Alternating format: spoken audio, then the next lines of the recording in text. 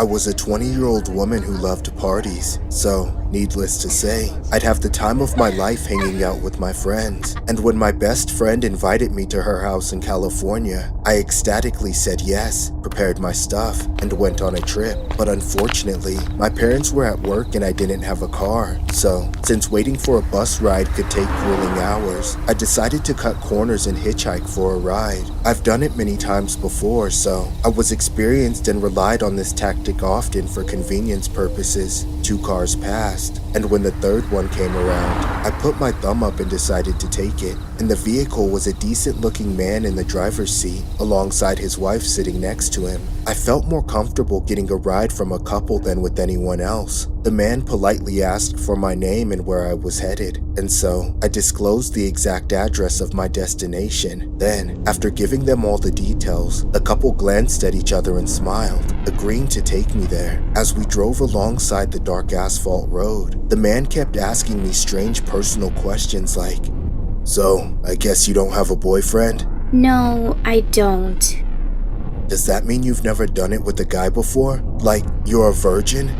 I guess I am. I answered the man just to make things less awkward than they already were. The questions he was asking me were questions I thought he'd never ask in front of his wife. Despite that, I shrugged it off, thinking that perhaps he was only trying to make small talk. As we approached a nearby gas station, I asked if I could use the restroom, which the couple had no qualms with. While sitting on the toilet, a part of me wanted to just call a cab and abandon the rest of the ride. In the end, I figured I'd continue as my friend's place wasn't too far away. I reluctantly began making my way back to the car. When I got in, I apologized to the couple for taking too long. I felt at ease when the couple gave me no issues upon returning. We proceeded to drive off into the night, and that's when we began entering the not-so-busy highway. A few minutes later, the man abruptly pulled over to the side of the road. He then got out of the vehicle without saying a word. I sat there in silence, thinking he was simply going to check the car's engine. As I was about to ask his wife what was happening, to my surprise, the man aggressively opened my side of the door and started grabbing my shoulder with one hand and pointing a knife towards my neck with the other.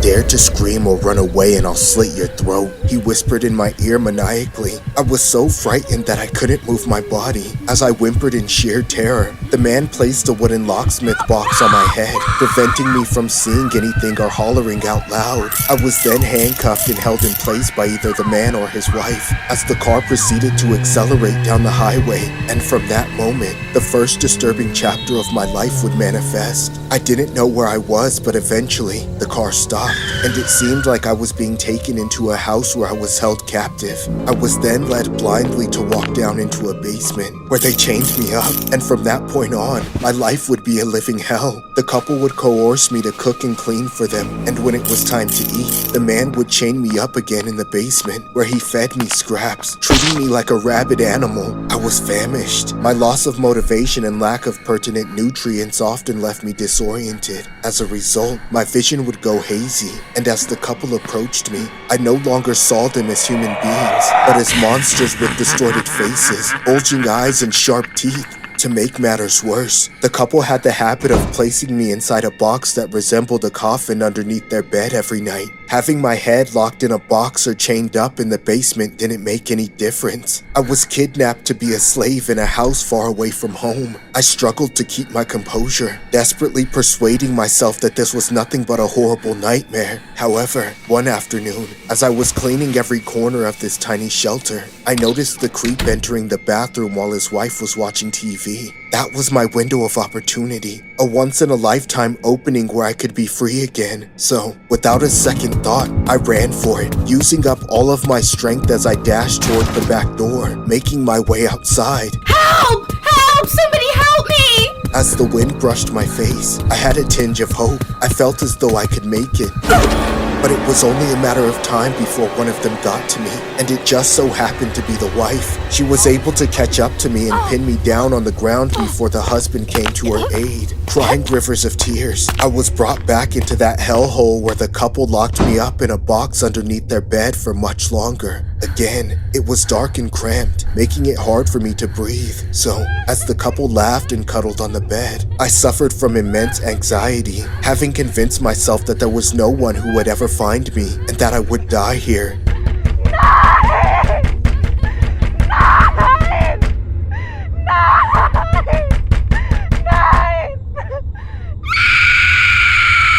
This went on for several years until, one day, the creep went out to buy some groceries, leaving his wife and me alone to chat. I tried to understand why they were doing this to me. After constantly prodding, I was able to discover that she was also a victim like me, and that she didn't have a choice but to play along with her husband to survive. Hey, we can't stay here. We have to leave now while we still can. I said. She looked around the house, a bit hesitant at first, but after several tense minutes, she finally agreed to escape with me. Moments later, we reported the man to the cops at a nearby gas station. The cops later arrived at the shelter, arresting the dumbfounded creep. I was fortunate to be alive, but since then, I have had a hard time sleeping on a regular bed, finding myself inside a dark wooden box to sleep in until further notice. This story was inspired by a tragic incident that happened on May 19th of 1997. A woman named Colleen Stain was hitchhiking to go to a friend's birthday party when a man named Cameron Hooker and his wife Janice picked Colleen up, only to kidnap her and hold her captive for the next 7 years of her life. The animation pretty much sums up the ordeal in a nutshell on what her life was like in captivity. Here's an image of the locksmith box used on Colleen's head when the kidnapping took place. But the most chilling image of all is the infamous box Colleen slept in. Here's what it looked like. In one of Colleen's testimonies, it was said that she would often imagine she was in some kind of adventure when locked up in the box, which was one of the only ways to keep her sanity at those times.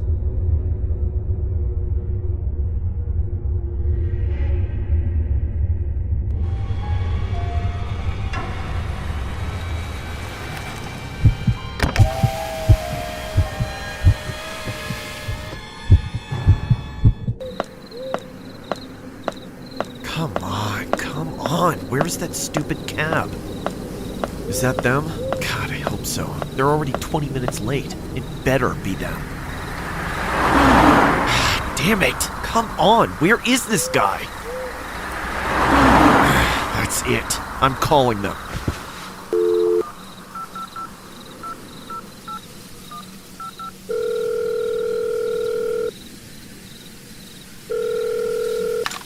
Cab Company, how may I help you this evening? Yes, hello? It's me, Josh Anderson. We spoke a minute ago. I'm the guy who called for the cab out on Highway 27. Oh yeah, that's right. I remember you. Did you enjoy your ride? No, I haven't gotten it yet. They were supposed to pick me up at 8, but now it's almost 8:30 and there's still no one here. My apologies, sir. Let me see where your driver is. It looks like he's still about 45 minutes away. 45 minutes? Are you kidding me? Why is he going to be an hour late? Can't you tell him to hurry up? I'm sorry, sir, but I can't. The pickup address is too remote. It's going to take a while for them to get there. From where? Mexico? They're driving a car. It shouldn't take that long. Sir, I'm going to need you to watch your tone, okay? Shut up! Shut the hell up! Get me my cab now! Damn it! This is why I wish I had my own car. I wouldn't have to deal with this crap. Oh, perfect timing. Yo, what's up, man? What up? Where are you, man? Dude, I'm trying to get there, but the stupid cab company just bailed on me. What? Why are you calling a cab? Just order an Uber or something. I can't, man. You know I can't. I'm way too far on the outskirts. They won't pick me up from here. I tried already. I need someone to come pick me up. No can do, my dog. Everyone here is lost, bro. I don't think any of us can drive. Seriously? I can't believe I'm gonna miss out on this party, man. This is lame as hell. Hold on a sec, man. Let me show what you're missing out on if you don't get over here. I'm gonna FaceTime you. Yeah, that's just what I want to see. Hey everybody, look! It's Josh! Say hi to the party, Josh! Hey Josh, where are you? You should totally be here. I'm trying. I'm just getting screwed over. Oh, well, I hope you come. I really want you to. Do you want some motivation? Yeah, give it to me. Josh, if you make it, I'll be waiting for you in the guest bedroom upstairs. So you better hurry up, okay? Oh, you bet I'll be there. And fast. Just wait, I'll make this happen. Well, good. Don't disappoint me, Josh. Man, she is so hot. I don't care what I have to do. I'm not gonna miss my chance to thunderclap them cheeks.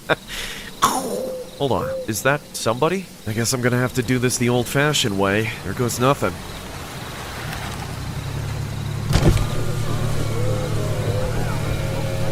Where you headed, bud? A house party by campus, like 15 minutes, tops. Alright, get in.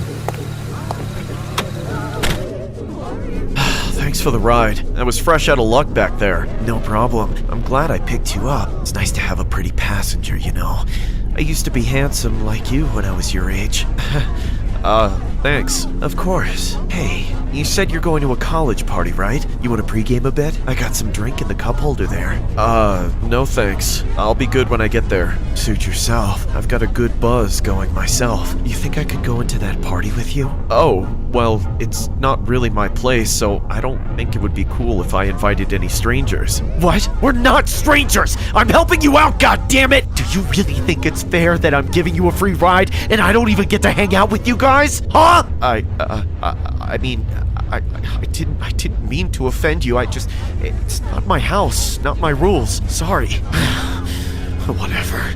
It's fine. It's my bad, you know. I shouldn't expect a bunch of young college kids to want to hang out with an old geezer like me. Holy crap, dude, slow down! You're gonna hit something!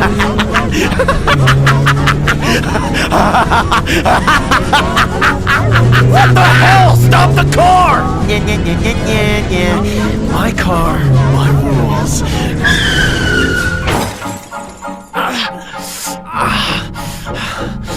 Oh my god. What was that? What was that? You know damn well what that was! That was your fault! It was all your fault! Give me your insurance and tell them it's your fault or I'll kill you right now! Get away from me, you psycho!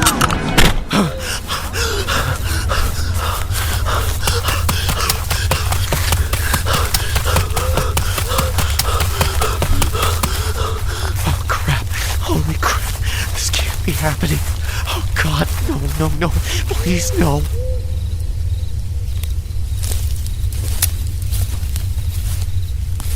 Where'd you go, you little jailbait? Come on out now. I won't hurt you. As long as you listen to me. Holy crap. Now you see me, now you don't.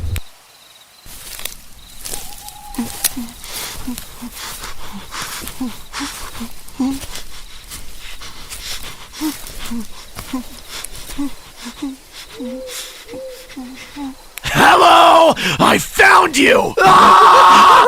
Someone help!